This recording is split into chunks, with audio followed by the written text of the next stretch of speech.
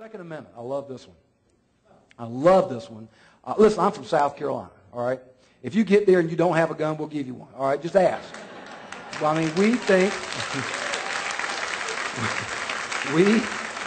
we hold our Second Amendment rights, very, very sacred. And we love to hunt, and we love the right to protect our homes and our families against intruders and use our guns to do that. But that's got nothing to do with the Second Amendment. Nothing whatsoever. I don't know how this argument got in there. Got nothing to do with it. The Second Amendment's very clear.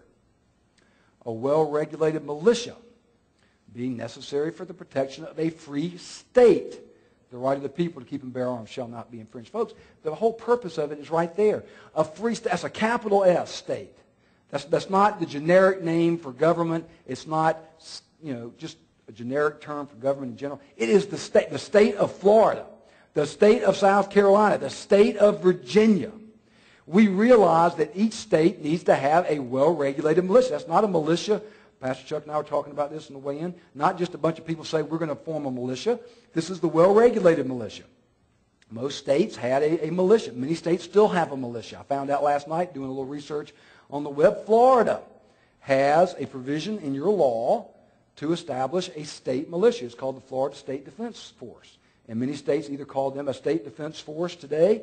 Militia kind of has gotten a negative term, a negative connotation. Or they call it the State Guard. In South Carolina, we have a State Guard.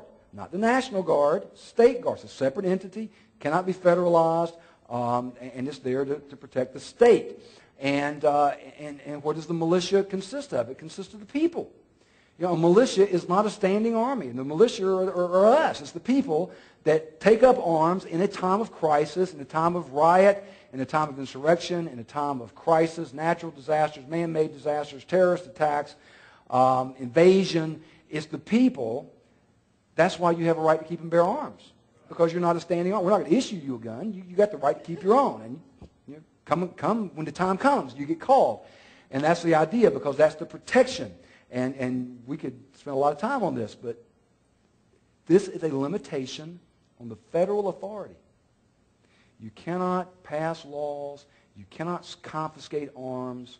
The right of the people to keep and bear arms shall not be infringed. That's an interesting word, Like, my coat, has a fringe, or a garment might have a fringe. You know what the fringe is? The fringe is the edge. You know what it says? Don't even come up to the edge. This is so important to us. Don't even come across that edge. Second Amendment.